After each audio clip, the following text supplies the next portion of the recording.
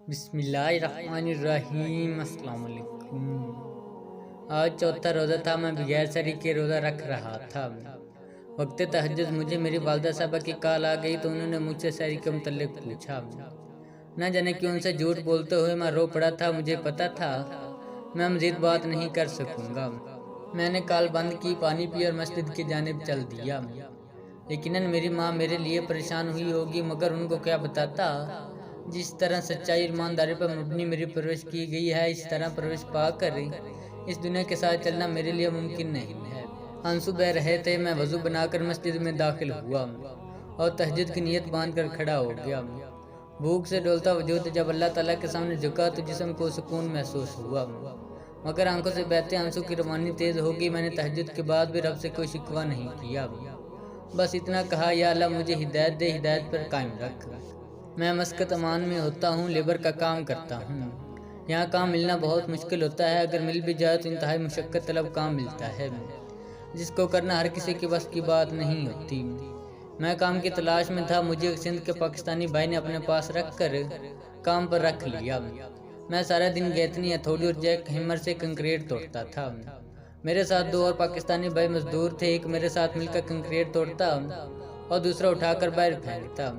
اسی دوران ایک دن میری عزیزہ کا انتقال ہو گیا۔ میں نے اس سے اپنے باس سے چھٹی مانگی، ان کو بتایا کہ میں پریشان ہوں، آنسو نہیں رک رہے، میں کام نہیں کر سکتا، مگر وہ مجھے مجبور کر کے کام پر لے گیا اور جا کر کام شروع کروا دیا۔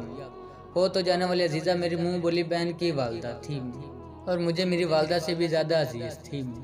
میں نے بہت زیادہ دعائیں ان کی صحت یابی عمر درازی کے لیے کی تھی۔ اللہ تعالیٰ سے یہ کہتا تھا اگر ان کی زندگی ختم ہو ہی ہے تو میری زندگی ان کو لگا دے، مگر میری دعا قبول نہیں ہوئی۔ میری عزیزہ فوت ہو گئی اور مجھے یوں لگا جیسے میری سکی ماں فوت ہو گئی۔ ایک دن مجھے ان کی موت کا دکھ تھا، دوسرا جب اپنی بہن کا متعلق سوچتا تو مجھے اور بھی زیادہ دکھ ہوتا، مگر اس حالت میں بھی میں کام پر آ گیا اور کام کے دوران کنکریٹ توڑتے ہوئے نیچے ایک چھوٹی سی کیبل آئی جو نظر نہیں آ رہی تھی۔ میری ساتھی سے گیتنی مارتے ہوئے کٹ گئی۔ جب کنکریٹ باہر پھینکی تو کیبل کٹ جانے کا پتہ چلا، جس پر ہماری پاکستانی باس سے تعلق رکھنے والے سر محسن بھی موقع پر پہنچ گئے۔ انہوں نے کیبل کٹ جانے کو ہمارا جرم قرار دیتے ہوئے ہم لوگوں کو 3 مہینے کی سیلری جو پہلے ہی ان کے پاس تھی وہ کاٹ لی اور ہمیں کام سے فارغ کر دیا۔ میں نے دوستوں کے ساتھ مل کر لاکھ منت سماجت کی، مگر وہ نہ مانے۔ میرے دوستوں کے ایک یہاں رشتہ دار تھے، وہ ان کے پاس چلے گئے، مگر میرے اللہ تعالیٰ کے سوا کوئی نہیں تھا، تو میں چپ کر کے اپنے کمرے میں آ گیا۔ میرے پاس کھانے کے بھی پیسے نہیں ہوتے۔ میں رات کو 10-11 بجے روٹی کھا لیتا ہوں تاکہ وہ رات کا کھانا اور صبح کی سحری دونوں ہو جائیں۔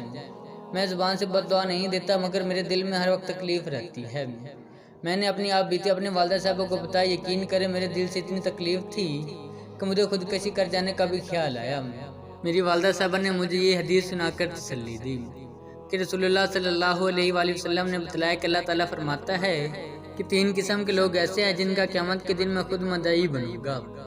ایک تو وہ شخص جس نے میرے نام پر عہد کیا پھر وعدہ خلافی کی، دوسرا وہ شخص جس نے کسی آزاد آدمی کو بیچ کر اس کی قیمت کھائی، اور تیسرا وہ شخص جس نے کسی مزدور سے مزدور کام تو پورا لیا لیکن اس کی مزدوری نہ دی۔ مگر سلام ہے میری ماں کی پرورش کو، جب انہوں نے مجھے تسلی کے لیے یہ حدیث شریف سنائے تو مجھے ڈر لگا کہ میرا مسلمان بھائی روز محشر میری وجہ سے اللہ تعالیٰ کی گرفت میں نہ آ جائے۔ لہٰذا میں نے اللہ تعالیٰ سے کہا کہ یا اللہ اس کو عذاب نے ہدایت دے، وہ میرے نبی کریم صلی اللہ علیہ وآلہ وسلم کو امتی ہے۔ میں کسی طرح چاہ سکتا ہوں کہ میری وجہ سے میرے نبی کریم صلی اللہ علیہ وآلہ وسلم کو امتی اللہ تعالیٰ کے عذاب کا شکار ہو۔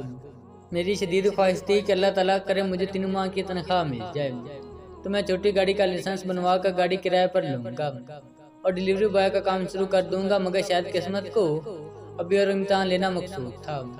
خدا گواہ ہے، مقصد امام کی اس گرمی میں بھی مجھے دوران روزہ پیاس سے زیادہ بھوک لگتی ہے، کیونکہ میں پیٹ بھر کا کھانا نہیں کھا سکتا۔ میں جتنا پریشان ہوں، شاید خودکشی کا رام نہ ہوتی تو مر گیا ہوتا۔ میری تعریف پڑھنے والا ہر انسان سے التجا ہے کہ خدا کے لیے کسی کا حق نہ رکھا کریں، لوگوں کی مزدوری وقت پر دیا کریں۔ آپ کی سوچ سے بھی زیادہ مشکل حالات میں گزارا ہو رہا ہے لوگوں کا۔ کاش میں رمضان میں حرام موت پر مر جانے والے کو بھی جنت نصیب ہوتی۔ یقین کریں یہاں سب سے زیادہ حق پاکستان کے لوگ مارتے ہیں اور پاکستانیوں کا ہی مارتے ہیں، دعاؤں میں یاد رکھیے گا۔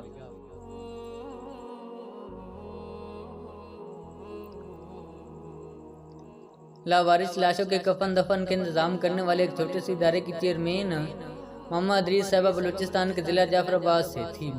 वालिद साहब CSP ऑफिसर थे और दौरान मुलाजमत ही अपनी फैमिली को अमेरिका की रियासत विस्कॉन्सिन में मुंतकिल कर दिया। इनके सब बच्चों ने अपनी तालीम अमेरिका में ही मुकम्मल की और वहीं सेटल हो गए। उनके औलाद में सबसे ज़्यादा ज़हीन बच्ची मामा थी।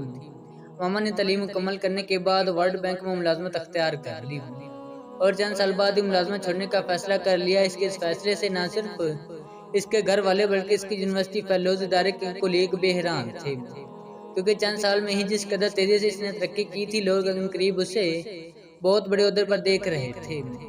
वालिदैन बहन भाई इदारे के कोलीग्स और यूनिवर्सिटी के दोस्तों ने उसे समझाने के बजाय खामोशी अख्तियार कर ली, बल्कि चंद मुखलिस दोस्त उसके साथ खड़े हो गए। मगर उसके शौहर ने जॉब छोड़ने की सूरत में तलाक देने को धमकी दी। शौहर के धमकाने पर उसने खुद को ये कहते हुए लदगी का फैसला कर लिया कि अगर उसका शौहर शादी सुन्नत और मजहबी फरीजा समझ कर निभाने की बजाय मेरे उहदे दौलत और मुस्तकबिल की वजह से मेरे साथ रह रहा है तो मैं इस तलाक से माफ़ी चाहती हूँ, क्योंकि उसने निकाह को अल्लाह ताला नबी करीम सल्लल्लाहु अलैहि वसल्लम के अहकामात की रोशनी में मजहबी फरीजा मान कर किया है। यूँ अपना हमसफर खो दिया मगर अपने फैसले पर अटल रही। यहाँ तक मुलाजमत से फारिग होने के बाद कानूनी कार्रवाई मुकम्मल करके वालिदैन बहन भाइयों की मर्जी के बिना वो पाकिस्तान आ गई और यहाँ आकर लावारिस लाशों को कफन दफन देने और गुस्ल जनाजा वगैरह के लिए एक इदारा बना लिया। इस इदारे को माली तौर पर उसकी फैमिली अमेरिका में मुकीम उसके दोस्तों ने बहुत सपोर्ट किया। आज तकरीबन 16 साल बाद वो अमेरिका अपने वालिदैन के पास अपनी भतीजी की शादी पर गई और सारी फैमिली इकट्ठे बैठी थी। तो उसके वालिद साहब ने कहा कि मैं बतौर वालिद तुम्हें हुक्म देता हूँ कि तुम ये हकीकत बताओ कि तुमने वर्ल्ड बैंक के अकाउंट हेड तक पहुँचने का ख्वाब अधूरा क्यों छोड़ा? तुम्हें अचानक से लावारिस लाशों के मर जाने वाले लोगों का ख्याल क्यों आया? तुमने अमेरिका में पुरतईश अंदाज से गुजरती जिंदगी को छोड़कर डेरा गाजी खान के संगलास इलाके को अपना मस्कन क्यों बनाया? मोहम्मद अदरीस रोते हुए बोली थी, बाबा जान, मेरे नबी करीम सल्लल्लाहु अलैहि वसल्लम की उम्मत मुसलमा पाकिस्तान के वहाँ भटक गई है।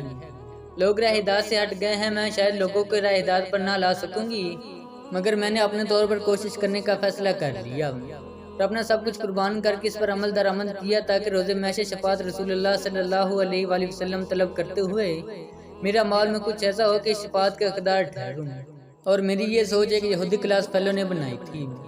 आपको याद है, मेरी एक क्लास फेलो मर्तश एडलक थी जो हमेशा पहली पोजीशन पर रही थी। जब हम लोग यूनिवर्सिटी से फारिग हुए तो हम पहले 10 तलबा को अमेरिकन इदारों बैन अल-अक़वामी इदारों की तरफ से मुलाजमत की पेशकश होने लगी।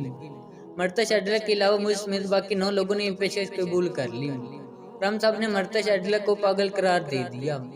चंद साल बाद वर्ल्ड बैंक ने इसराइल के कहने पर एक माली इमदाद के पैकेज का ऐलान किया। ये पैकेज जंग में हिस्सा लेते हुए मर जाने वाले फौजों के वर्षा फलस्तीनी लोगों के हाथों मर जाने वाली सिविल सोसाइटी के लिए था। इस पैकेज की डिमांड करने वाली कोई और नहीं बल्कि मर्तश एडलक थी।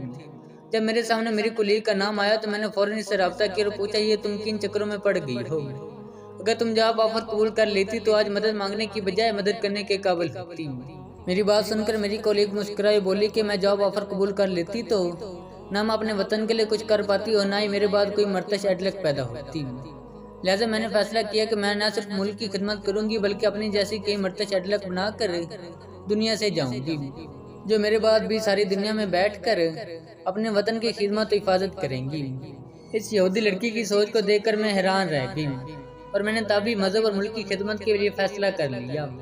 मैंने भी इस यहूदी लड़की वाला रास्ता चुना, वो जंग के दौरान मर जाने वाले लोगों के कफन दफन और बच्चों की कफालत मजदूरों की खिदमत के लिए अपना इदारा बनाकर काम कर रही थी।